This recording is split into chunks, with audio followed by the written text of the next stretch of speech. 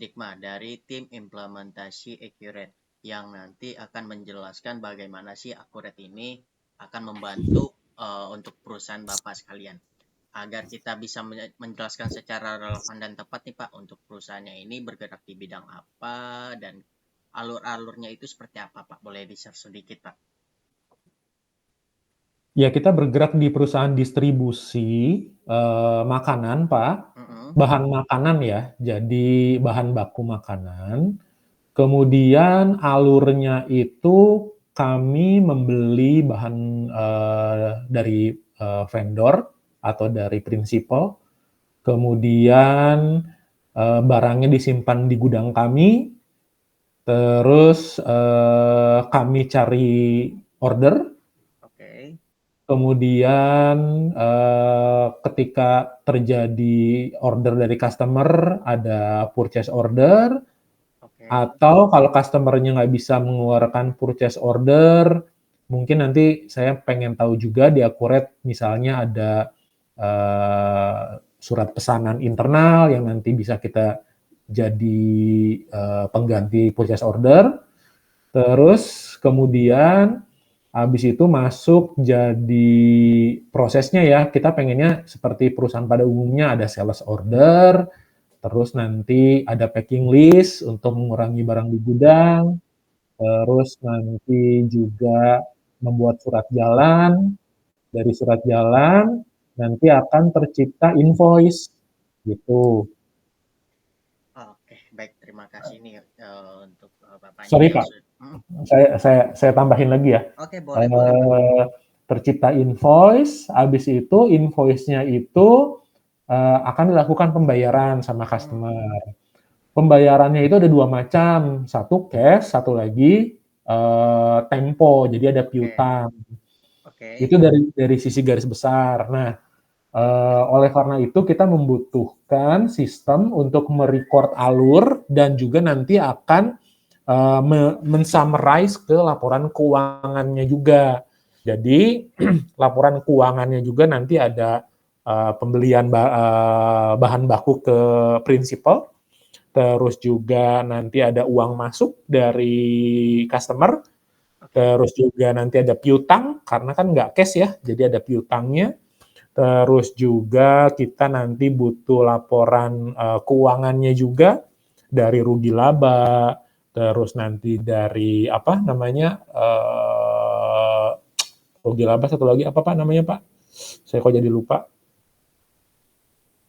Yang harus imbang Neraca. Neraca. neraca, betul. Neraca, terus juga kita nanti ada petty cash. Oke. Petty cash-nya juga pengen di-record juga. Oke. Terus juga nanti ada karyawan kami di bagian sales yang nanti ada dinas luar kota. Saya nggak tahu ada fitur apa yang bisa dipakai di Accurate. Kurang lebih kayak gitu Pak, garis besarnya ya. Oke. Oke. Siap, siap. Terima kasih nih untuk Bapaknya yang sudah menjelaskan sedikit nih bagaimana alur perusahaannya. Untuk Mas Dikma langsung dipersilakan Mas. Oke. Terima kasih sebelumnya Mas Dimas. Bapak, salam kenal, saya Dikma. Sebelumnya dengan Pak siapa tadi Pak? Mohon maaf. Saya Rianto dan ada Pak Teguh ya. Oh, ada berdua ya. Saya panggilnya Pak Rian aja kali ya. Yes. Pak Rian dan Pak Teguh. Oke, jadi Pak Rian tadi thank you udah dijelasin. Tadi saya juga udah nangkap. Basicnya memang perusahaan distribusi ya, terutama di bahan makanan gitu ya. Oke, saya langsung aja izin untuk share screen untuk kebutuhannya. Bentar, layarnya sudah berubah Pak? Sudah? Oke, jadi ini tampilan dari Accurate Online yang dimana nanti udah tercover untuk, jadi tadi misalnya kayak contoh proses pembeliannya, kita bisa start dari PO, terima barang, tagihan dari vendor, sampai dengan pembayaran lunasan hutangnya. Begitupun dengan ada modul penjualan, dari customer kita terima PO atau bahkan dari quotation kita terbitkan di awal ke customer, terus nanti bill jadi PO, gitu kan, surat jalan, ini ada pengepakan juga kalau diperlukan, invoicing sampai dengan pelunasan retur jika ada. Jadi kalau misalnya kita ngomongin flow bisnisnya untuk perusahaan distribusi sih harusnya bisa ke cover Pak gitu. Nah, apakah kita perlu detailkan Pak dari proses awal tadi misalnya dari kita PO dulu ke vendor atau gimana Pak kira-kira?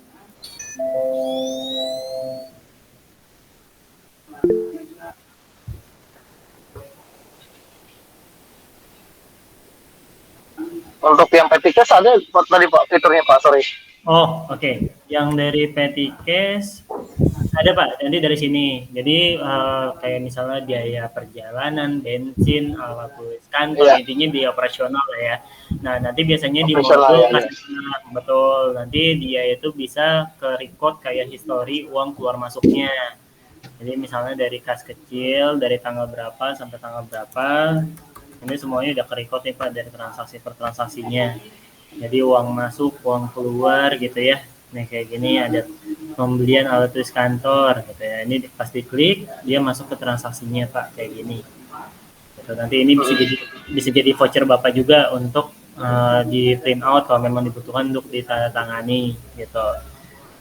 Terus nanti juga bisa kayak misalnya Bapak mau attachment kayak nota-notanya Pak gitu atau bon-bonnya pengeluaran bukti-bukti pengeluaran itu bisa juga di attachment di sini gitu. Jadi bisa lebih rapi. Oh, bisa di-scan ya itu di situ ya. Gitu. Mau filenya bentuknya PDF, Excel maupun JPEG itu nggak ada masalah sih Pak. Pak itu bisa langsung foto terus masuk ke situ atau emang harus di-attach ya? Dia attachment aja, jadi kalau misal kita butuh tuh nanti tinggal download lagi dari sini. Jadi at least kita nggak nyari-nyari kan kalau dokumennya tercecer atau hilang, kita masih punya dokumentasi yang akurat. Berarti yang upload ini orang finance kami ya? Betul. Yang input voucher keluarannya sih itu. Ya, ya. Oke, jadi untuk Petikes, terus nanti untuk pencatatan aset juga udah ada di kita Pak. Jadi semua aset Bapak bisa masuk ke dalam sistem sehingga biaya penyusutannya sudah otomatis per bulannya. Gitu. Manajemen inventory pasti ada. Jadi untuk mengcover keluar masuk stok, kalau multi gudang juga kita bisa, stok opnam kita ada.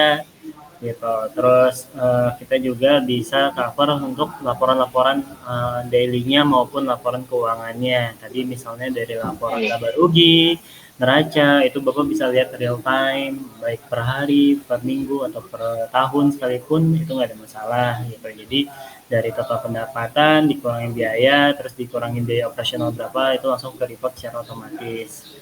Gitu. Itu tadi, cara buat COE-nya gimana sih? Kalau dari COA tuh semuanya dari sini Pak, jadi akun perkiraannya. Jadi mungkin saya jelasin dulu Pak di awal. Sebelum kita memulai menggunakan Akuret, kita itu harus membuat pertama kali itu adalah membuat database Pak. Nah, database ini itu nanti biasanya di awal diinisiasi dari master data awal. Nah, master data awal ini nanti biasanya dalam bentuk Excel. Isinya itu ada pertama daftar COA, terus daftar customer, daftar vendor, sama daftar barang, sama terakhir mungkin daftar aset kalau ada gitu. Jadi 5 master data itu disiapkan dalam format Excel, nanti formatnya juga bisa dikirimkan dari Mas Dimas. Nah, begitu nanti persiapan format itu sudah ready dalam bentuk Excel, nanti kayak coba nih Bapak mau import dari Excel bisa, tapi asalkan semua formatnya sudah sesuai ya gitu. Pak, sorry kalau COA ini ada standarnya dari Akuret atau kita bebas aja? Sebetulnya dibebasin Pak, tapi kalau mau ngikutin standar juga bisa gitu. Kalau ngikutin standar itu maksudnya gimana Pak? Jadi di Excel-nya itu udah ada standarnya gitu? Atau gimana? Jadi pada saat kita bikin database, dia itu menyarankan apakah mempunyai COA sebelumnya gitu, ataukah memang mau dari standarnya Akuret. Misal contoh kayak gini.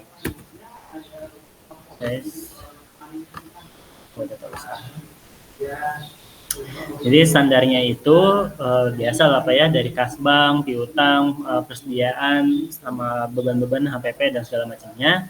Tapi nanti masih bisa diedit atau diimprove sesuai dengan kebutuhan kita aja gitu. Oke. Kalau standar kayak gitu. Jadi yang kayak gini-gini juga masih bisa diedit gitu, nama dan nomornya.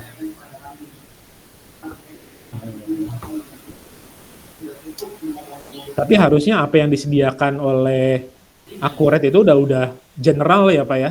Udah general, betul Pak, udah berdasarkan PSHK sih. Oke. COA itu berarti kan tipe akunnya yang kas dan bank itu ya, betul ya? Kalau COA ini Pak nomornya, ini sih sebenarnya semuanya ini COA Pak, cuman kan COA itu terdiri dari kode perkiraan, nama, tipe akun gitu sama saldo gitu kan. Oke. Terus sih Pak, kalau tipe akun ini lebih karena pengelompokannya, dia masuk ke kategori apa, apakah dia masuk ke aset, liabilities, atau dia masuk ke equity, terus ada lagi dia masuk ke pendapatan sama biaya-biaya misalnya gitu. Oke. Jadi cowoknya itu biar bisa ke convert ada tulisan seperti ini Pak, harus plek gitu. Ya, misalnya saya coba kasih tahu nih sedikit format contohnya.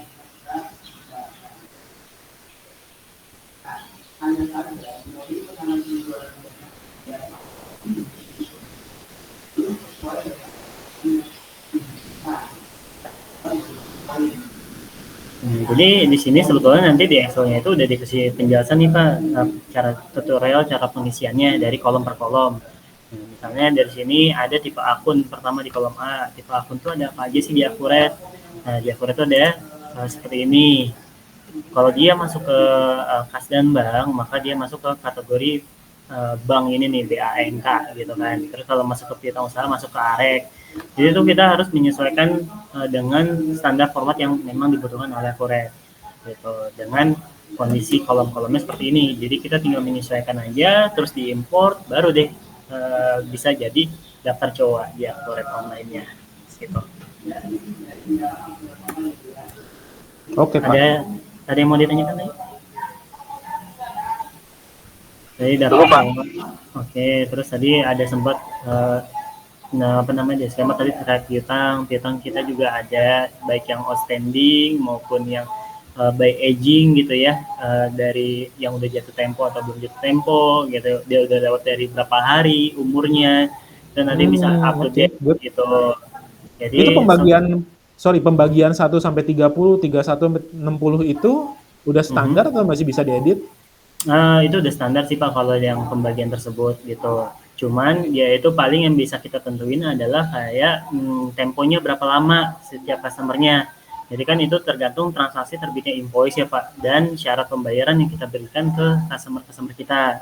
Jadi misalnya kayak contoh di sini ada net 21, 30, 45, mungkin nanti Bapak ada yang 17 hari, ada yang 14 gitu. Jadi itu bisa dikondisikan gitu. Itu di set manual berarti ya? Iya, betul. Itu set manual cuma 1 Pak? Nggak bisa 2 atau 3? Enggak, ini set manual tuh cuman keterangan aja Pak, jadi kalau misalnya dibutuhkan aja gitu. Kalau misalnya saya mau ada 7 hari gitu? Nah, kalau misalnya mau langsung net 7, ini kita bisa tambah baru Pak, kayak gini. Oh, data baru di situ. Oke. Ya, betul. Jadi sehingga nanti pada saat transaksi, dia tinggal dipilih aja mau masuk ke net yang berapa gitu. Jadi misalnya pada saat buat penjualan, terus pembeliannya apa. Nah, nanti di sini di informasi lainnya tinggal di syarat pembayaran aja tinggal dipilih gitu.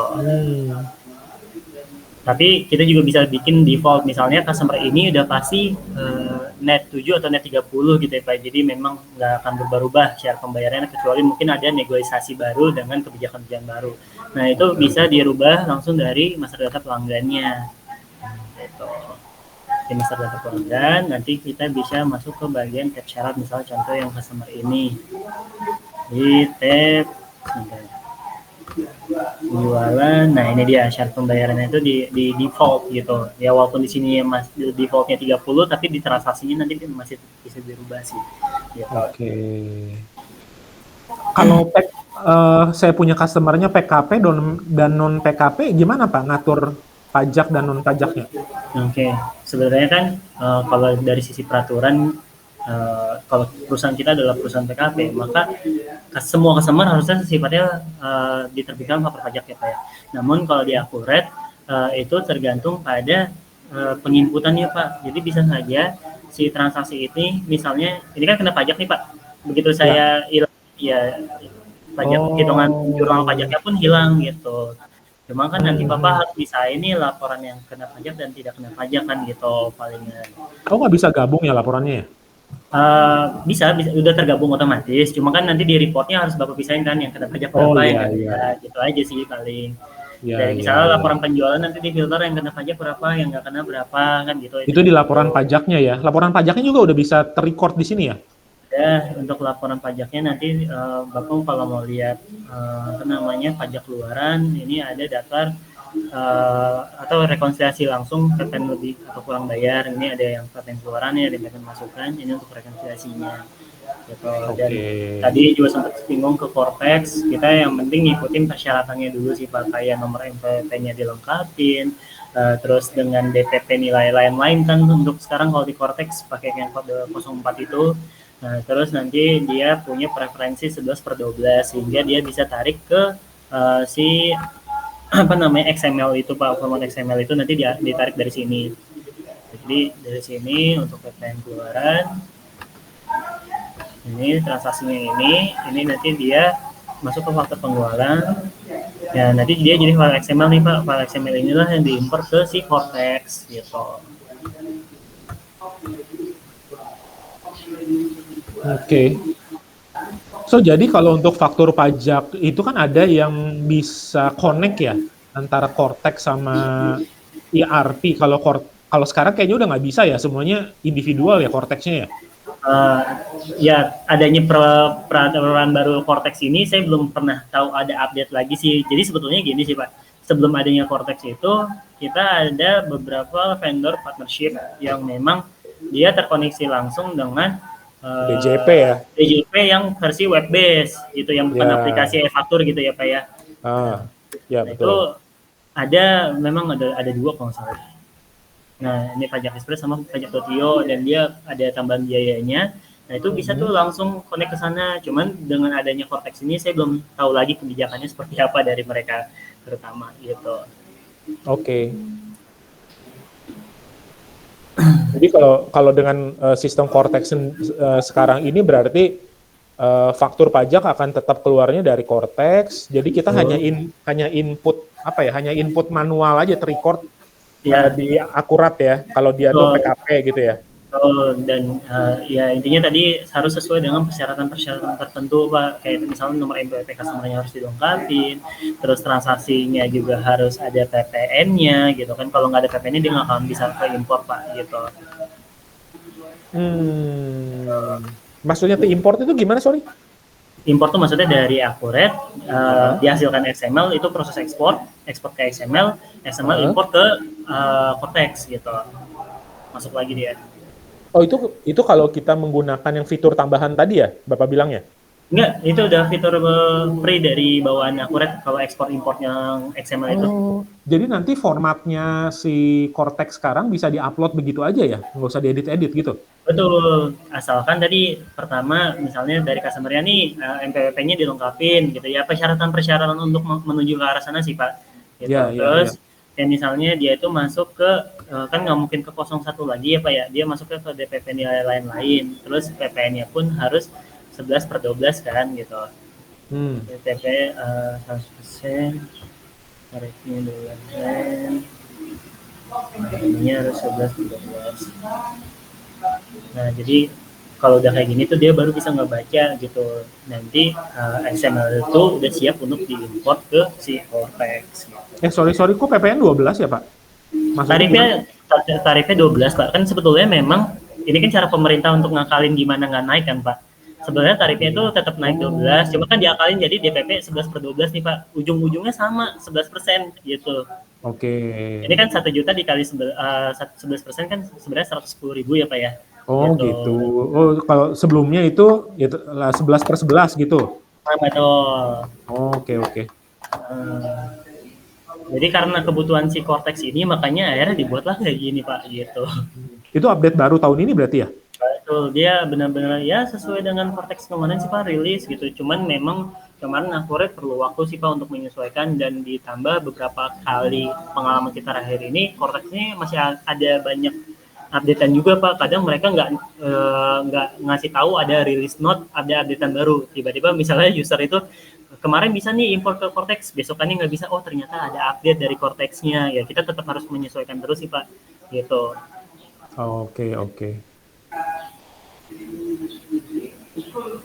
Terus kalau misalnya nanti pajak tahun 2026 berubah jadi 12%, otomatis terupdate juga di sini ya? Update juga sebenarnya kalau masalah masa data pajak kapanpun naiknya, berapapun naiknya kan semua diatur dari sini Pak pajak ini. Oke. Jadi kita bisa atur ya? Ya karena kan nggak semua perusahaan itu kayak misal perusahaan dagang doang gitu, ada pajak-pajak lainnya lah gitu. Kayak misalnya resto itu kan dia 10% ya Pak ya. Iya. Oke. Jadi semua fleksibel dari sini, sebab Bapak ngaturnya apa gitu nilainya. Terus kalau kayak kita misalnya ada pembelian jasa kan ada pajak berapa sih? Pajak PPh 23. PPh 23 ya, ada di semua terrecord di situ ya. Ada treatmentnya juga sudah bisa dipakai di Akuret gitu. Nanti sampai dengan bukti potongnya juga bisa masuk nomornya. Jadi Bapak bisa tahu rekapan transaksi PPh 23 itu transaksi yang mana aja, nomor bukti potong berapa, itu nanti bisa ke record di laporan pajak tadi gitu. Ini ada untuk PPh pembelian atau PPh penjualan. Kalau misalnya fix aset yang mengalami penyusutan itu penyusutannya bisa terrecord di sini, Pak? Sudah otomatis Pak. Jadi yang penting Bapak masukin dulu semua aset Bapak ke dalam Akuret gitu ya. Baik nanti aset yang sudah berjalan, yang sudah ada maksudnya, ataupun nanti aset yang baru beli gitu kan. Ketika dia sudah masuk seperti ini Pak contohnya. Nah, dia itu akan ditanya pertama tanggal beli dan tanggal pakai, terus umur asetnya berapa gitu, dan standar COA untuk accounting-nya Pak ya. Jadi kalau misalnya di sini karena di atas itu ada laptop Asus, maka dia masuk ke kategori peralatan dan perlengkapan gitu kan. Jadi dicocokin. Terus yang kedua dia masuk ke kategori apa, terakhir tuh nilainya berapa Pak di sini. Nah, 10 juta ini itu akan dibagi dengan angka 4 tahunnya ini Pak. Berarti kan 2.500.000 ya Pak per tahunnya. Jadi 2.500.000 akan dibagi lagi 12. Itu karena metodenya garis lurus. Tapi kalau metodenya selalu menurun dan metode angka tahun itu beda lagi cara perhitungannya. Nah, kalau di Indonesia banyaknya pakai yang metode garis lurus sesuai dengan peraturan pajak gitu. Oke. Nah, nanti ketika udah masuk nih Pak daftar aset Bapak ke sini gitu ya, udah sesuai sama semua settingannya, terakhir di setiap akhir bulan itu atau di awal bulan berikutnya, itu setiap accounting biasanya melakukan yang namanya proses period end atau proses akhir bulan Pak di sini. Jadi proses akhir bulan ini berfungsi untuk menyusutkan semua aktiva yang kita punya di dalam rentan periode yang kita pilih. Misalnya nih bulan Maret udah kita closing gitu kan, ini kita simpan dan keluar gitu. Nah, nggak cuma aset tetap doang, tapi untuk laba rugi selisih kurs nih Pak, kalau misal Bapak ada mata uang asing, dia bisa hitung otomatis laba rugi selisih kursnya gitu. Jadi biasanya di sini diisi dengan nilai rate kurs setengah BI gitu. Kurang lebih kayak gitu Pak untuk proses aktivitas. Itu kurs setengah BI, gimana tahunya kurs setengah BI online gitu? Online, nanti Bapak tinggal cari tahu aja di Google, itu banyak kok Pak. Gitu. Oh iya, kalau saya lihat Google sih bisa Gisdor ya. Iya. Maksudnya itu udah otomatis ngupdate ke Akuretnya sendiri atau saya mesti edit manual? Edit manual. Manual kan? Oke. Karena setiap perusahaan dari pengalaman saya beda-beda tuh Pak, ada yang pakai kurs setengah BI, ada yang pakai kurs setengah pajak. Iya. Tergantung kebijakan sih Pak kalau itu. Iya, ngerti. Tadi sampai di semua aset itu jurnalnya itu udah otomatis masuk ke jurnal umum Pak. Sebenarnya nggak cuma aset doang, tapi semua transaksi itu sudah otomatis terjurnal apapun transaksinya. Contoh yang proses akhir bulan ini di Januari 2005, jadi semua aset nih Pak, beban penyusutan pada akumulasi penyusutan dia udah mempengaruhi laporan laba rugi dan neracanya secara otomatis gitu. Oke. Jadi semua aset sih Pak ini. Gitu. Kalau rekening koran dari bank itu bisa kita upload atau untuk nyocokinnya ada cara canggihnya nggak di Akuret atau tetap manual atau gimana? Sebenarnya gini, ada Pak jawabannya. Jadi pertama kita itu harus mendaftarkan dulu nih Pak di SmartLink e-banking gitu. SmartLink e-banking itu kita sekedar menambahkan kita menggunakan rekening yang jenis apa gitu ya kan, BCA bisnis sama segala macam. Udah terus nomor rekeningnya berapa, terus sama kalau memang ada masuk itu COA-nya mengacu ke COA yang mana gitu. Nah, ketika sudah daftarkan, sudah masukkan, nanti dia akan mempengaruhi si rekonsiliasi bank Pak di sini. Dia harus masuk ke rekening koran dulu. Jadi nanti di sini ada tombol import formatnya CSV Pak biasanya kalau dari bank itu. CSV atau TXT gitu. Pokoknya ada format yang harus kita download dari rekening koran itu, masuk ke Akuret. Nanti dia baru berpengaruh pada proses pada proses rekonsiliasi banknya. Jadi nanti Akuret itu akan membantu. Sorry Pak. rekonsiliasi itu berarti cocok-cocokan gitu ya? Betul. Jadi dia itu akan ngebaca gini Pak, ini kan jurnal yang terjadi di Akurat nih. Misalnya tanggal 1 ada nilainya 10.100.000.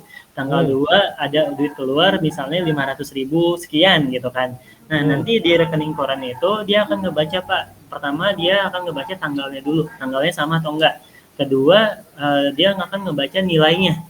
Kalau nilainya sama persis, nggak ada perbedaan satu atau koma apa segala macamnya Pak ya, dia akan otomatis ngerekonsiliasi. Jadi ibaratnya udah otomatis ngecocokin. Nanti kita tinggal nyocokin sisanya yang belum sama. Ini kenapa nih? Apakah memang ada terjadi selisih koma kah? Ataukah memang salah input kah? Atau salah tanggal kah? Gitu kan banyak variabel ya Pak ya. Nah dari situ udah tinggal sudah terrekonsiliasi. Efek dari rekonsiliasi, maka transaksi yang berpengaruh sama bank tersebut itu sudah tidak bisa diedit, sudah tidak bisa diubah, sudah tidak bisa dihapus kembali gitu. Jadi biasanya itu jurnal akuratnya yang direkonsil sama rekening bank ya, soalnya rekening bank nggak bisa diapa-apain kan? Betul. Jadi semua transaksi yang berkaitan dengan keluar masuknya bank gitu ya. Jadi di sini misalnya Bank BCA dari tanggal berapa sampai tanggal berapa.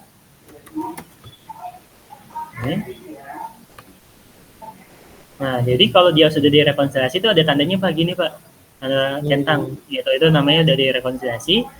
Nah, kalau yang belum direkonsiliasi kosong kayak gini. Jadi semuanya ini tuh berdasarkan informasi dari setiap transaksi yang diinput Pak. Misalnya contoh nih ada uang masuk 2M gitu ya kan, pembayaran dari nomor invoice sekian. Ini kalau diklik dia masuk ke transaksinya Pak.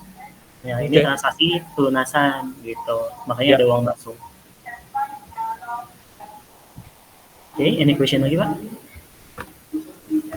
Kalau untuk petty cash?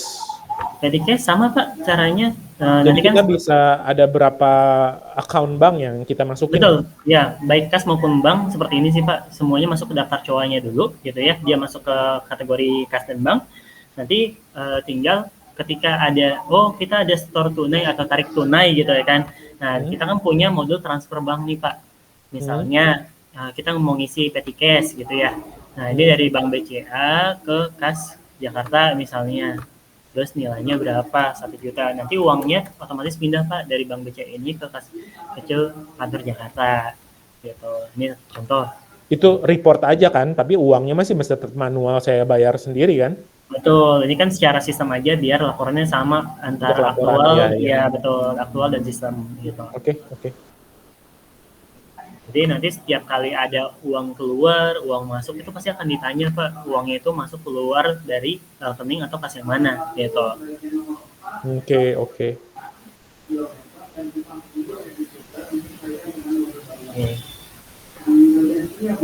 Ada yang belum atau masih mau ditanyakan Pak yang belum saya sampaikan mungkin?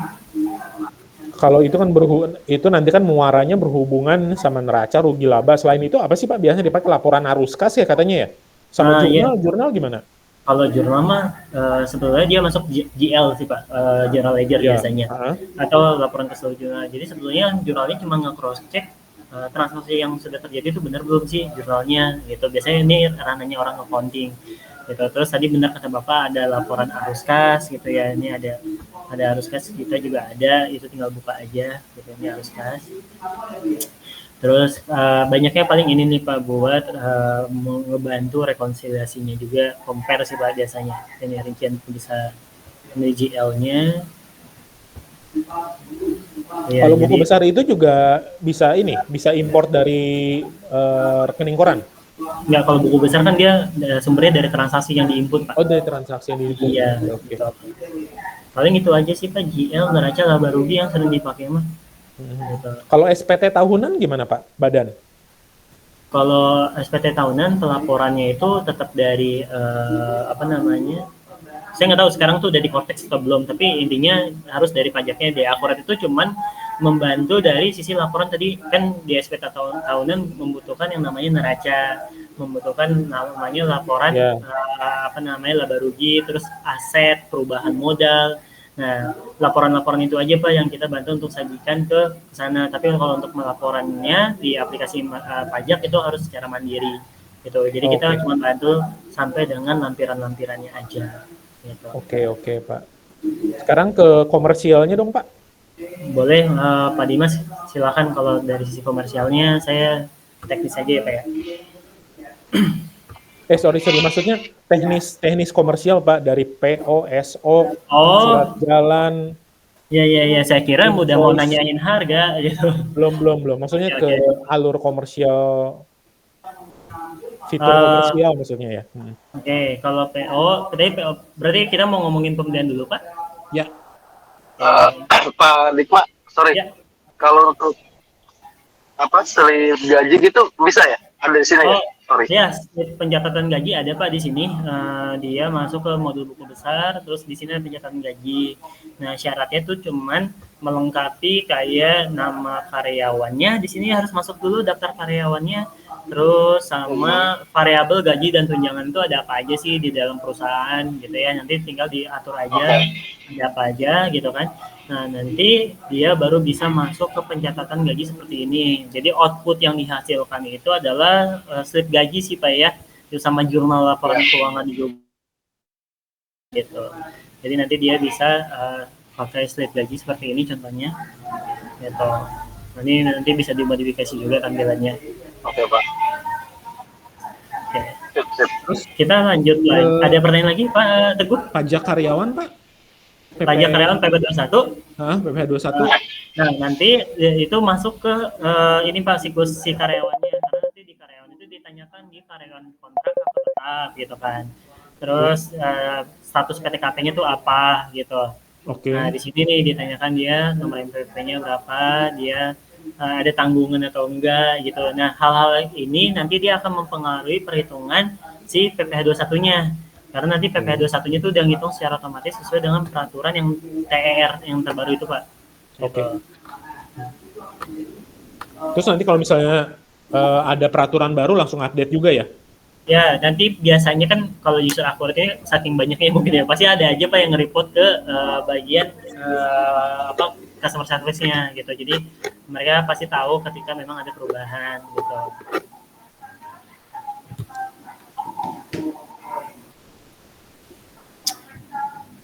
Kita lanjut ke tadi proses komersialnya. Ada lagi Pak Teguh teknisnya? Cukup Pak, tetap Pak. Oke, kita lanjut ya berarti varian. Oke, berarti tadi kita mulai dari pembelian ya Pak ya, dari PO. Ya. Oke, PO kita pesen order barang ke vendor atau supplier kita. Nah ini pastinya nanti Bapak harus masukin daftar vendor Bapak dulu kan, jadi nanti ke depan tinggal ketik aja atau tinggal pilih aja. Terus barang apa sih yang kita beli gitu kan, tadi kan bahan makanan ya, jadi daftar barangnya pun nanti harus dimasukin juga. Ini sebagai contoh untuk mempersingkat waktu. Terus di bagian sini juga kalau misalnya mau nambah barang lagi tinggal cari lagi barang apa lagi, dan kita tinggal ngedit kuantitinya berapa, harganya ada perubahan harga atau enggak gitu ya. Jadi nanti bisa disesuaikan. Nah, di bagian informasi lainnya mungkin di sini ada tempo berapa lama kita dikasih tempo dari vendor tersebut gitu ya. Terus ada alamat kirim mau dikirim kemana, dan kita bisa cetak form PO-nya Pak gitu. Nanti form PO ini bisa dimodifikasi sesuai dengan tampilan yang biasa dipakai sebelumnya misalnya. Cuman biasanya nggak mirip 100% ya Pak ya, mungkin 90% atau 95% kemiripannya gitu. Jadi berarti kalau misalnya kita belinya Tempo, berarti otomatis nanti akan terrecord di hutang dagang ya di neraca ini? ya sebetulnya gini Pak, untuk dia jadi hutang atau enggak jadi hutang, semua itu pasti semua transaksi Pak, mau yang cash, mau yang kredit, ketika dia prosesnya baru sampai menuju faktur pembelian aja, itu maka dia baru dianggap sebagai hutang Pak. Oh, Jadi ketika nanti kita sudah melakukan pembayaran, dia sudah dianggap lunas dan jurnalnya akan dibalik pada saat proses pembayaran pembelian. Gitu. Oke. Jadi tadi terbitnya PO, nah selanjutnya kan kita biasanya terima surat jalan nih Pak, barang datang gitu kan. Nah, terus nanti kita masuk ke penerimaan barang Pak. Jadi ini biasanya tugasnya orang gudang untuk menerima sesuai dengan pesanannya. Jadi dia kan pasti tahu tuh dia terima surat jalan dari siapa gitu ya kan, vendornya, terus nomor surat jalan yang nomor dokumen nomor berapa sesuai dengan surat jalan yang datang. Nah, terus kita ambil dari pesanan yang sebelumnya sudah dibuat sama bagian purchasing gitu. Jadi nanti itu bisa dibatasin bahwa bagian gudang itu nggak bisa nerima barang kecuali ada pesanannya, itu bisa dibatasin kayak gitu juga Pak.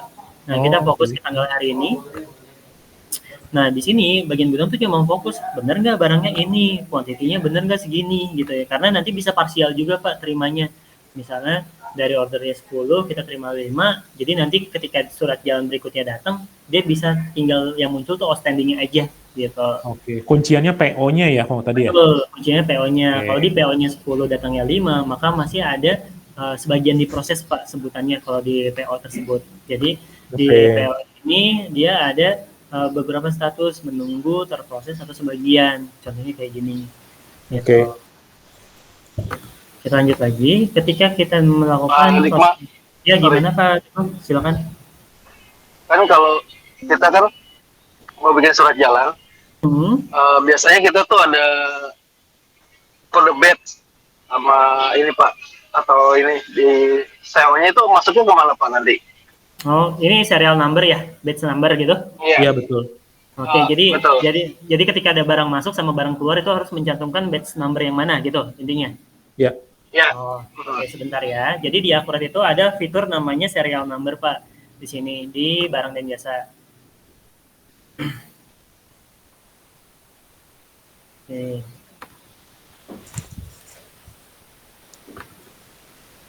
Serial number, aktifkan nomor serial number ini. Nanti Bapak berarti masuknya yang produksi ya Pak ya?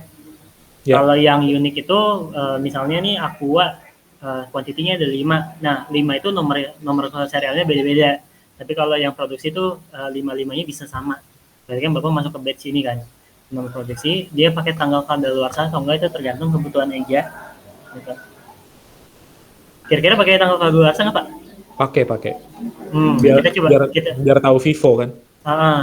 Sebenarnya gini sih Pak. Ketika serial number dan Vivo itu dua hal yang berbeda Pak di Akurat. Jadi ketika misal Bapak punya stok 20 ya Pak ya. Yang satu belinya Januari, yang 10-nya belinya Januari, yang 10-nya belinya Februari gitu. Yang 10 itu nomornya serial numbernya 001. Yang 10 kedua nomornya 002 ya Pak ya, serial numbernya. Nah, begitu Bapak pakai metode Vivo ya Pak ya. Di bulan Maret Bapak ada melakukan penjualan atau pengiriman. Nah, tapi Bapak ngambilnya yang 002 gitu ya. Nah, tetap aja dia ngambil harga yang pertama Pak. Yang pertama misalnya harganya 5.000 per kuantitinya. Yang kedua harganya 10.000. Jadi karena dia metodenya Vivo, dia tetap ngambil yang 5.000 dulu Pak. Tidak bergantung pada serial number yang mana. Gitu. Jadi serial number di sini sifatnya hanya sekedar informasi. Oke. Jadi saya disclaimer dulu di awal ya, biar nggak sesuai ekspektasi lah. Gitu. Tapi nanti dari sisi inventory gimana Pak? Bisa berdasarkan serial number kan kita terima? Betul. Kalau serial numbernya sudah sesuai Pak, karena keluar masuknya itu kan nanti berdasarkan serial number ya. Gitu. Jadi nanti kita terima barang yang sejenis tapi serial number berbeda. Ketika kita mau bikin surat jalan, tapi serial numbernya itu nggak cukup, kita mesti mengambil serial number yang lain juga kayak gitu ya? Betul, kayak gitu. Yang tadi saya highlight itu hanya untuk perhitungan HPP-nya Pak. HPP-nya ya. Ya misalnya kita coba biar bisa relate sama barang Bapak, bahan makanan yang paling sering dijual beli apa Pak? Satu aja. Coklat. Oke, coklat. Dia per kilo atau per gimana Pak? Iya per kilo kita hitungnya. Kalau kita per sak, jadi enaknya per sak atau per kilo ya Pak? Karena kita nggak jual per kilo sih. Oh, kalau nggak jual per kilo sih nggak usah. Berarti langsung per saknya aja kan? Nah, masalahnya per sak ini ada serial number-nya atau nggak Pak? Ada. Oh ada. Boleh. Tapi tidak per saknya, tapi dia itu misalnya satu serial number itu terdiri dari misalnya 2 ton. Jadi 80 bag itu serial numbernya A. Nanti datang lagi barang misalnya 100 bag atau 100 sak, serial numbernya B. Kayak gitu sih Pak. Oh iya. Kalau itu nggak masalah sih. Berarti coklat. Bentar tadi ada suara. Ada yang keluar ya. Panggilan Anda berakhir 15 menit. Nah ini nanti 15 menit lagi sudah selesai nih Pak. Apa nanti mau pakai link dari saya aja? Kebetulan saya Nggak apa-apa. Ini saya bisa extend. Oh gitu, boleh. Bapak sebentar, saya izin ke toilet dulu ya. Oke. Sampai di coklat persak itu per karung atau gimana tuh Pak hitungannya? Per karung ya, betul. Oke. Kita ini sak aja lah ya. Di atasnya sak ada nggak Pak? Ton? Nggak ada, Pak. Oh, udah nggak ada. Oke, berarti per sak. Ini berarti pakai serial number ya Pak yang produksi. Pakai kadaluarsa juga ya Pak ya? Ya. Oke. Nah, ini saya coba ulang kembali proses pesanan pembeliannya. Jadi saya beli ke CP Indra. Terus ini coklat. Nah, ini kita beli misalnya berapa nih Pak PO-nya? Misalnya 40 sak. Oke, 40 sak. Harganya rata-rata berapa Pak? 100.000. Sorry. 1 juta per sak. Boleh. Terus ini coba kita simpan, ini kan jadi PO ya Pak ya. Nanti kita masuk ke penerimaan barangnya. Nah ini kan tadi yang jadi pertanyaan adalah gimana kalau ada serial number yang inputnya di mana gitu kan. Nah ini dia masuk ke si Indra tadi, nomor SC 001 misalnya, ambil dari pesannya ini 40 sak. Nah jadi di sini si bagian gudang itu nanti masukin nomor serinya berapa di sini. Jadi bedanya kalau dia belum diaktifin kok nggak muncul ini Pak, nomor seri produksinya. Jadi karena tadi ini adalah 40, maka kan bisa jadi nomornya sama semua kan Pak. Tapi kalau mau dibedain boleh, misalnya 20 itu nomornya batch 1 gitu ya. 1. Terus total lagi 20 kedua, ini batch 002 gitu kan. Nah ini nanti tanggal kadaluarsanya juga bisa diedit gitu. Sesuaiin aja tanggal kadaluarsanya sebulan atau setahun atau gimana. Ini diatur aja Pak ya. Tuh. Nah ini kita lanjut. Kita save. Nah otomatis ketika dia di save penilaian barang ini, dia pasti akan terjadi yang namanya jurnal Pak. Nah jurnal ini sudah mempengaruhi laporan GL terutama di bagian neraca kita. Nah di sini persediaannya bertambah ya. Abaikan kata handphonenya Pak ya karena untuk database sampel. Nah ini dia diakui sebagai penerimaan barang belum tertagih karena baru datang barangnya aja.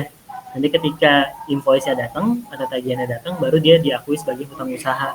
Gitu. Nah itu efek pertama. Efek kedua itu kita bisa cek di daftar barangnya. Jadi coba. Nah dia itu bertambah Pak 40 sak. Gitu. Ini kalau misalnya kita klik, di sini ada nomor serinya nih Pak. Dari per tanggal hari ini itu ada nomor serinya di sini. Itu nomor batch 1 tinggal segini, batch kedua tinggal segini. Gitu. Terus selanjutnya kita tinggal menerima tagihannya Pak untuk mengakui transaksi tersebut menjadi hutang karena tadi dianggap penerimaan barang belum tertagih. Nah, ketika udah ditagih sama si supplier atau vendornya, kita masukin ke faktur pembelian. Masukin nama vendor yang sama. Terus ambil dari proses penerimaan tadi ya. Dan kita tarik lagi. Sebenarnya kalau untuk penginputan sih sesimpel itu sih Pak, tinggal tarik gitu ya kan. Nah terus harganya berapa, apakah memang ada perubahan harga atau enggak dari proses pertama kali terbitnya PO. Terus nanti di bagian informasi lainnya ini dengan nomor invoice berapa. Jadi kita save, dia muncul aja menjadi statusnya menjadi hutang nih Pak di sini. Dia belum lunas gitu ya, hutangnya masih segini, returnya 0, pembayaran juga masih 0, nggak ada DP juga, total tagihannya segini. Nah, kita bisa lunasin. Ada pertanyaan? Itu nanti kalau mati kita pakai link itu ya Pak? Oh boleh nih, aku catat dulu deh.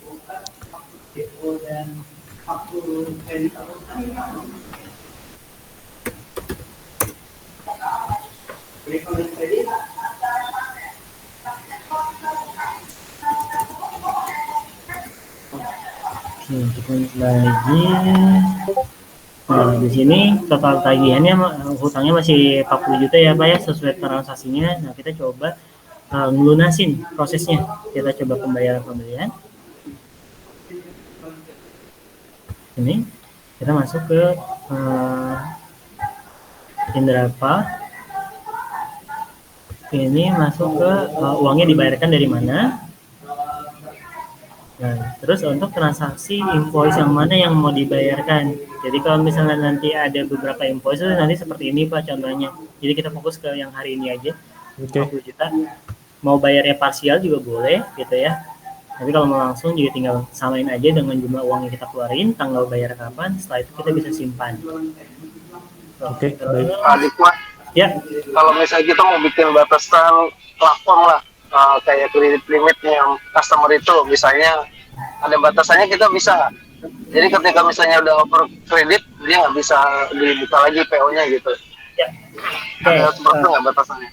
Oke, saya disclaimer juga dulu ya. Kalau untuk hutang kita ke vendor itu nggak bisa dibatasin. Tapi kalau untuk customer itu bisa, kita punya plafon untuk batas umur piutang maupun nilai piutangnya. Jadi di master data pelanggan itu nanti masing-masing pelanggan itu kita bisa setup. Misalnya si customer ini gitu ya. Nanti di sini di tab lain-lain masalah. Nah, di sini jika ada faktur dengan umur melebihi, ini kalau ini yang bayar hari ini Pak, ketika dia sudah jatuh tempo, udah lewat berapa hari, dia harus lunasin dulu sampai hilang ininya. Atau dia by nilai Pak, gitu, dia dua-duanya juga boleh. Jadi kalau misal kita batasin 200 juta gitu ya, ketika nanti dia nginput transaksi, dia udah nge-lock dari proses ininya Pak, PO-nya atau sales order-nya. Jadi nggak mesti dari faktor penjualan dulu, dia udah di-lock dari awal, bahwa dia harus melunasi dulu baru dia bisa pesen lagi gitu. Nah, dia ada apa tuh kayak bill-nya nggak Pak? Misalnya, ini jatuh tempo misalnya sekarang tanggal berapa gitu ya, 7 hari kemudian dia ada bill nih, ini harus bayar nih gitu. Takutnya kalau misalnya ini kan sering kelewat gitu loh Pak. Oke, kalau untuk reminder munculnya notifikasi atau pop up itu nggak bisa Pak. Cuman di kita itu ada ini di di pengaturan preferensi itu nanti bisa diatur. Bentar ya.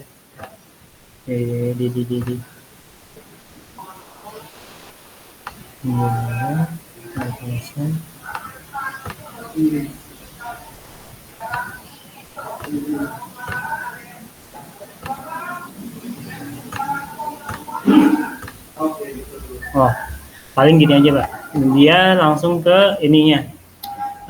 Di tab perusahaan kita tuh punya kalender sih Pak. Kalender ini jadi dashboard buat kita untuk melihat piutang-piutang jatuh tempo di tanggal by tanggalnya. Jadi kalau ini tergantung warna label yang kita masukin. Tadi kalau untuk piutang itu warnanya oranye. Nah, di sini itu bisa diedit juga dari sisi warnanya. Untuk bulan ini kan nggak ada ya, ini di bulan sebelumnya itu ada ya. Oh, ini jatuh temponya di tanggal segini, paling kayak gitu aja sih Pak. Oke. Ini kalau diklik, dia bisa lihat langsung ke invoice yang mana. Ya. Gitu.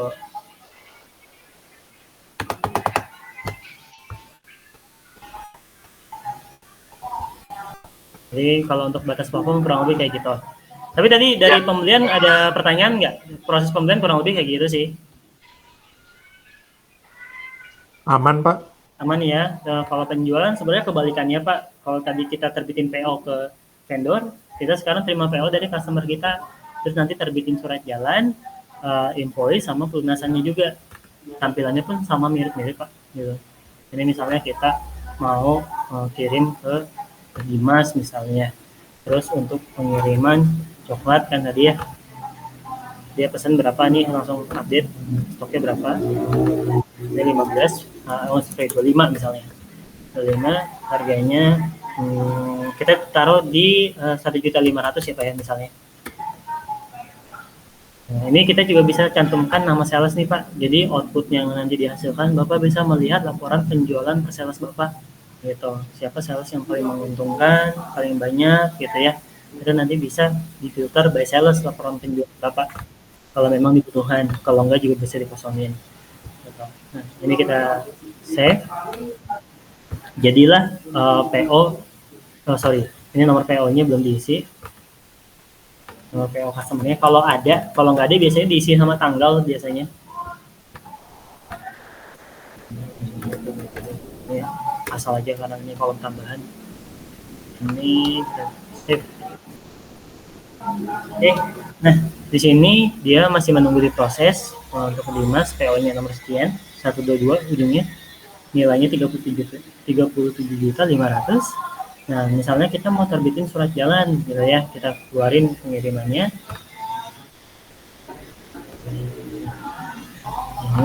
kirim ke siapa tadi, ke Dimas, ambil dari pesanan yang sudah dibuat sama bagian marketing misalnya. Nah ini nomor yang 122 25 sak, itu apakah langsung dikirim semuanya atau mau kirim parsial. Nah terus nanti jangan lupa si nomor serinya gitu, jadi dia harus mencantumkan si nomor serinya.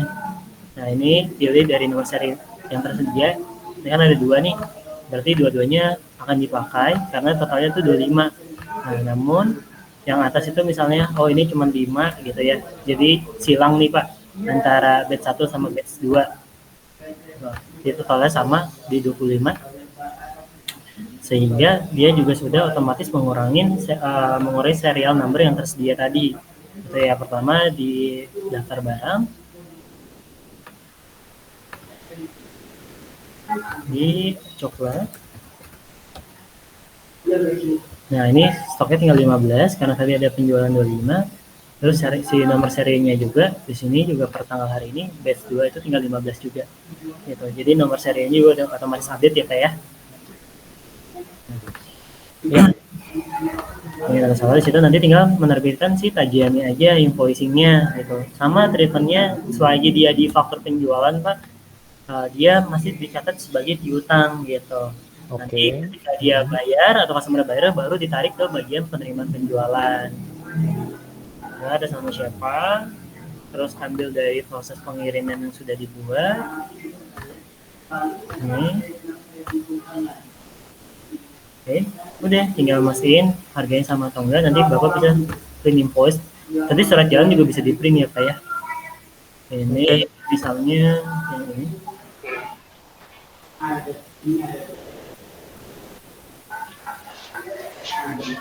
Nah, ini invoice yang salah satunya udah didesain Pak, ini contoh invoice yang sudah didesain.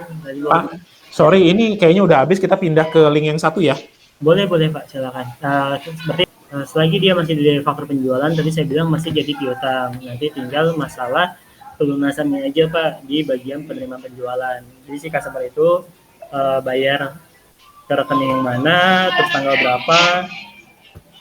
Oh iya, Tanggal berapa, habis itu dia berdasarkan invoice yang mana yang dia bayarkan, terus apakah nilai pembayarannya segini gitu kan, ataukah dia bayar parsial, itu bisa diedit nilainya.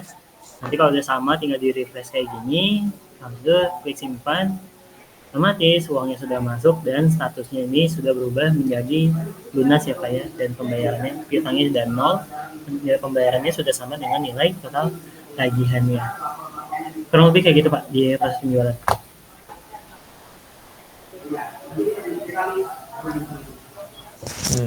Oke.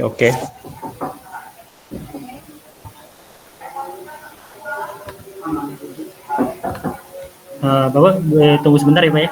Ini ada tamu saya ya. Bentar. Okay. Fakturnya Pak tadi? Contoh fakturnya ya boleh. Iya.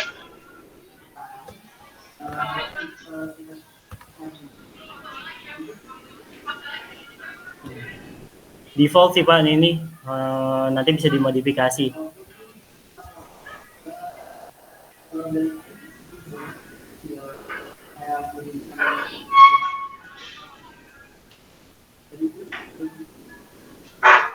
Ada yang mau ditanyain Pak di sini di tampilan fakturnya? Biasanya kita ini kalau kan gini Pak, sebelum terima barang, halo? Ya, gini Pak. Biasanya kita itu bikin performa invoice, gitu sih. Okay. Jadi kayak invoice sementara supaya dia bisa bayar dulu, setelah itu kita baru bentuk invoice kayak gitu. Oke. Cuman di sini harus ada, biasanya kita di sini nggak ada, tadi yang faktur tadi nggak ada tanda tangan ini ya. Tanda tangan? Tanda tangan. Oh, ada Pak. Nanti sebenarnya itu tinggal Ada, ya? desainnya aja sih Pak. Gimana? Karena nanti semua diatur dari sini sih Pak. Dari faktur. Tanda tangannya pakai e-sign bisa kan? E-sign itu harus pakai tambah vendor pihak ketiga sih kalau mau pakai e-sign. Kalau dari Akuratnya sendiri dia belum gitu. Dia paling cuman Belum ya.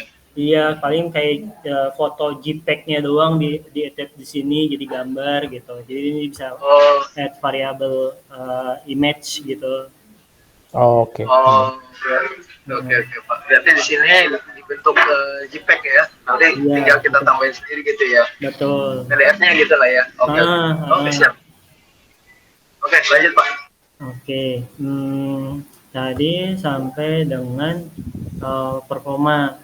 Nah, kalau performa itu treatment-nya ada beberapa sih Pak. Ada yang memang dia nerbitinnya dari pesanan penjual nih Pak. Jadi kan pesanan penjual itu sebetulnya bisa dicetak tuh Pak. Jadi performa gitu kan. Nah, ini tinggal ngerubah sih tampilan default-nya aja. Nah, ini judulnya bisa kita ganti jadi performa invoice. Toh kan isinya sama, nilainya sama gitu kan. Jadi nanti tujuannya dia untuk memproses pembayaran kan.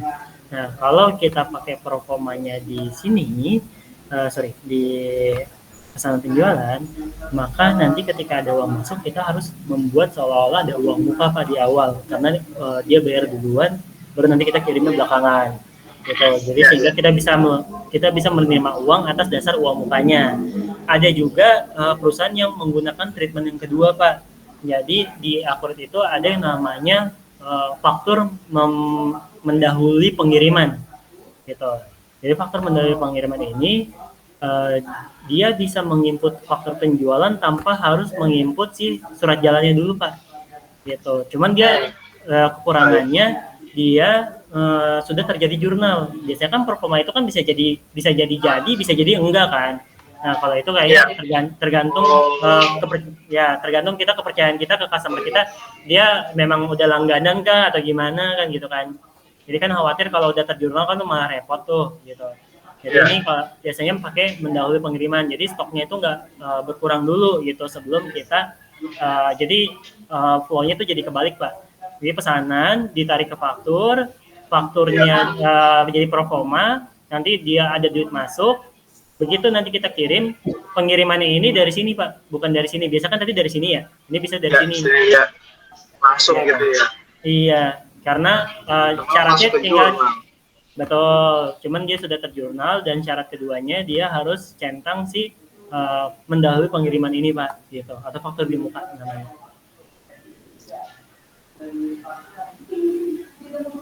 Kalau amannya sih pakai cara link tadi sih, gitu. Ya, gitu. Ini lagi bahas performa invoice ya? Iya. Atau invoice biasa? Performa invoice sih Pak tadi. Kayaknya performa invoice kebanyakan bikinnya manual kali ya? Nggak masuk ke sini? Ya itu tadi saya bilang kalau mau pakai di sini boleh. Jadi kan di awal itu kan kita terima PO ya Pak ya dari customer. Nah, PO itu kan masuk ke sini, pesanan penjualan. Pesanan penjualan ini tuh bisa dicetak. Jadilah performa invoice judulnya misalnya gitu. Jadi kita nggak usah manual di luar sistem. Jadi udah langsung cetak aja dari sistem bisa gitu. Kalau memang dibutuhkan. Tapi kalau Bapak mau manual silakan juga gitu. Kalau sistem namanya sales order itu bukan? Iya, sales order gitu. Biasanya diakalin sih Pak. Memang modulnya bukan modul performa pada umumnya Pak ya, tapi modul sales order yang dirubah bentuk tampilannya jadi performa invoice gitu. Oke.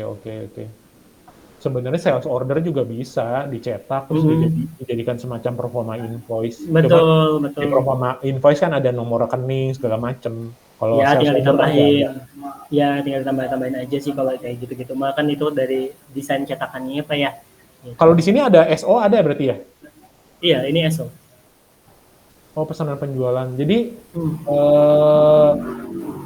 waktu saya masukin PO itu jadi PO kan dari formatnya customer ya bentuknya beda-beda. Saya masukin nanti jadi formatnya SO di kita ya. Betul. Oke, baik. Oke. Terus kalau misalnya ada PO, terus PO-nya gelondongan besar, kita ngirimnya parsial bisa, Pak? Sorry, gimana Pak? Bisa diulang? Kalau PO-nya gelondongan besar, misalnya PO-nya 5.000 sak gitu, dikirimnya 100 sak, 100 sak, 100 sak, bisa ya parsial gitu ya? Bisa. Jadi nanti pengirimannya nanti akan ada banyak Pak. Gitu.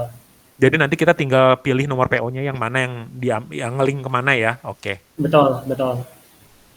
Kalau kontrak, Pak, jadi kadang kita beli maupun jual, ada parents kontraknya. Itu bisa terrecord nggak ya, Pak? Skema kontraknya boleh dijelasin nggak? Contohnya kayak gimana? Jadi parents kontrak itu kan orang tuanya ya. Jadi orang tua itu nanti punya anak, anaknya itu purchase order. Misalnya saya kontrak sama customer misalnya, kita kontrak tadi misalnya 500 sak. Oh, oke. Terus? Itu baru kontrak doang, belum terjadi PO, belum terjadi invoice juga belum. Nah, nanti si customer-nya akan mengeluarkan purchase order berdasarkan kontrak tersebut. Jadi misalnya kontraknya namanya kontrak 01. Terus waktu dia mengeluarkan PO, nanti PO-nya akan memotok dari kontrak 01. Apakah kita bisa merecord orang tua kontrak tersebut nggak? Oke, jadi kalau di Akurat itu sebetulnya dia start dari penawaran penjualan Pak. Cuma kan penawaran penjualan itu lebih kepada sales quotation ya. Kalau misalnya di ke depan si modul penawaran penjualan ini nggak dipakai, itu bisa diterapkan dengan kontrak yang tadi Bapak jelaskan. Jadi ketika dia masih di sini, itu dianggapnya sebagai kontrak. Nanti ketika dia terbitin PO, baru ditarik ke sini Pak, pesan penjualan. Gitu. Jadi kurang lebih sistem Akurat ini lebih ke untuk apa ya?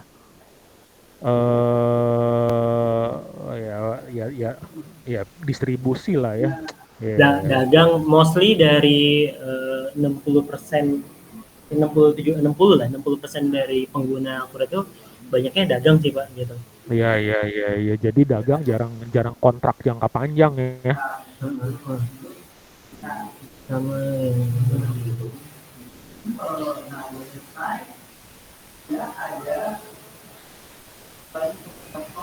Kalau misalnya ini Pak, kita terima PO tuh kan yang tadi varian itu ada gelondongan. Nah, terus biasanya mereka ada jadwal pengiriman tuh, ya kan tanggal segini, misalnya dari 5.000 jadi 1.000, jadi 1.000 itu juga ada itunya Pak ya. Kita dari managerinya untuk pengiriman itu misalnya. Yang tadi di kalender itu jatuh. Jadi PO-nya 5.000, tapi kirimnya 1.000 dulu, terus begitu kan? Nah, terus dia ada tanggal segini, kita import tanggal segini, 1.000, tanggal segini 1.000, tanggal segini 1.000, saya gitu. Okay. Untuk pengingat kita, ternyata tanggal segini harus ada kirim segini gitu.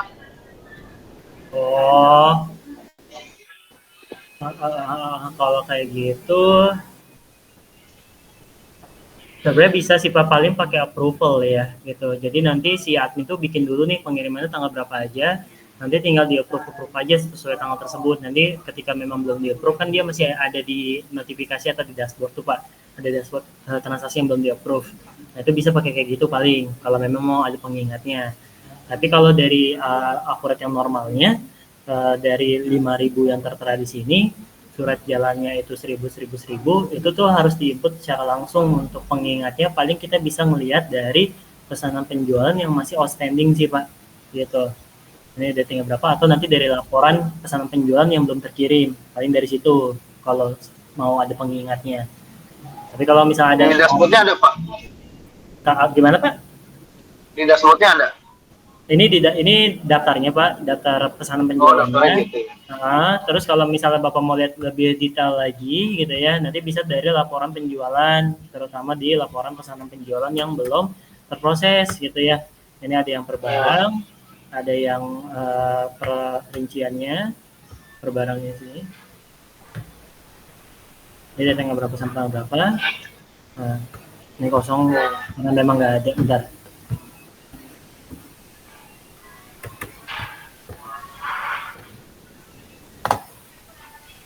Nanti laporannya masih bisa dimodifikasi tuh, kayak nambahin nama customer siapa gitu. Jadi total yang memang belum terkirim, misalnya sebulan terakhir itu berapa dari pesanan-pesanan yang memang masih outstanding gitu loh Pak. Gitu.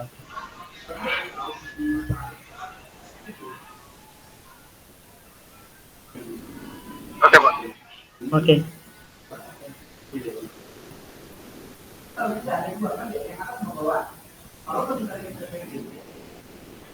Sorry Pak, tadi kembali ke itu Pak yang komersial tadi. Ini. Ya. Itu yang di bawah penyesuaian harga. Oh maksudnya kalau ada diskon gitu ya. Terus ada komisi. Ya, penyesuaian harga itu ada dua tipe Pak. Ada yang bayar harga nilai, ada yang bayar persentase. Jadi kalau misalnya suatu waktu nih harga barang Bapak serentak naik misalnya 3% gitu kan, mau dinaikin semua harga jualnya. Nah itu Pak bisa pakai modul ini Pak, penyesuaian harga diskon. Atau ada penurunan harga juga sama kayak gitu. Oke. Berarti tinggal ngeliat apa, tinggal masukin di kodenya ya, kode barangnya itu ya. Misalnya ini ada perubahan harga naik segini gitu ya. Betul. Jadi di sini kategorinya dia masuk ke kategori apa, terus dia masuk tadi saya bilang nilai atau persentase. Nah nanti di sini cari barangnya apa. Nah terus ini ada harga lama segini, harga barunya segini. Ini ada ininya nggak, ada penyesuaian nggak gitu. Ya. Oh. Nah nanti ini kalau misalnya di faktur itu ketahuan Pak, kelihatan? Enggak? Maksudnya ketahuan? Maksudnya ini dari harga lama sama harga baru ada diskon misalnya gitu. Oh, kalau gini, kalau di faktur penjualan tuh paling si ininya aja sih Pak, apa namanya, histori harga jual sebelumnya. Jadi ketika kita udah set di sana tadi Pak di penyesuaian harga diskon, dia sudah otomatis memunculkan apa namanya harga yang terbaru setelah kita setup tersebut. Oh.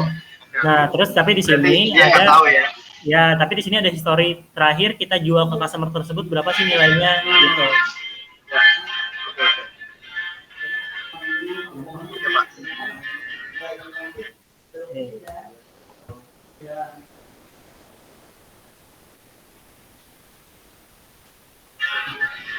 Komisi penjual.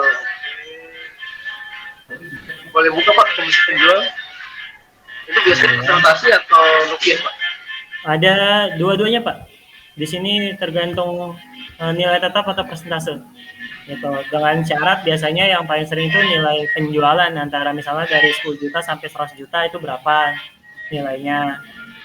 Terus dia berdasarkan nilai jual atau laba kotornya setelah dikurang HPP barang tersebut. Ini langsung nanti inline sama di itu ya Pak, di apa neraca sana ya? Nah, dengan apa Pak tadi terakhir suaranya?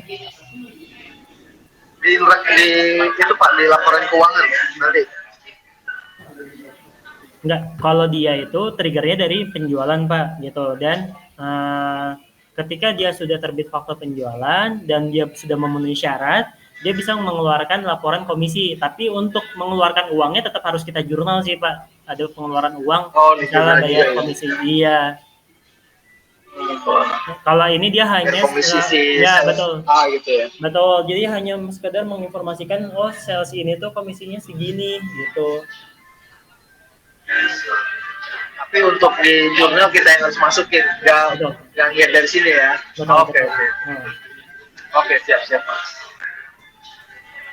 Penjualan ini per bulan ya atau per tahun? Tergantung skema yang dikasih sih Pak. Biasanya per bulan rata-rata. Karena kan nanti tinggal tergantung laporan komisinya itu dibuka dari tanggal berapa sampai tanggal berapa kan. Gitu.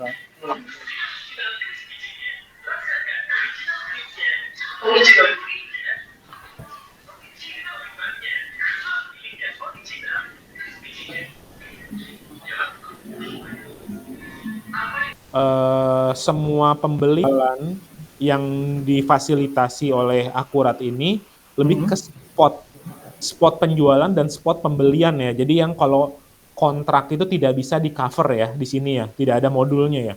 Kalau spesifik khusus enggak ya Pak ya, tapi kalau misal diakalin kayak tadi saya bilang itu bisa menggunakan modul penawaran penjualan. Terus nanti ketika memang udah deal Pak, ada PO terbit, kita bisa tarik ke modul pesanan penjualan Pak. Jadi dua ini yang kita pakai. Gitu. Oh jadi penawaran penjualan juga bisa nge-link sama pesanan penjualan? Bisa, bisa. Oh, oke. Gimana caranya tuh Pak? Tinggal tarik aja sih Pak, karena nanti pada saat pembuatan pesanan penjualan, Bapak tinggal ambil dari proses ini namanya penawaran nih, tarik penawaran. Oke. Gitu.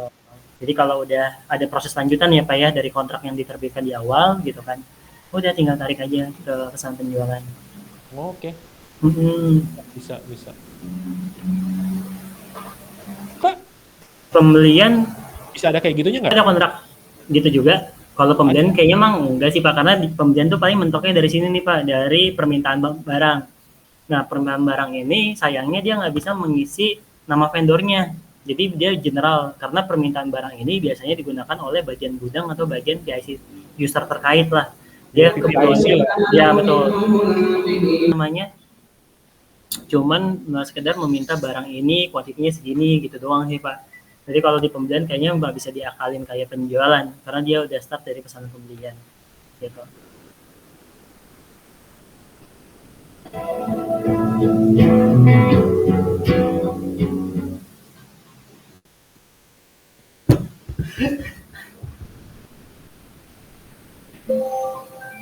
Oke, Pak Teguh, ada lagi Pak?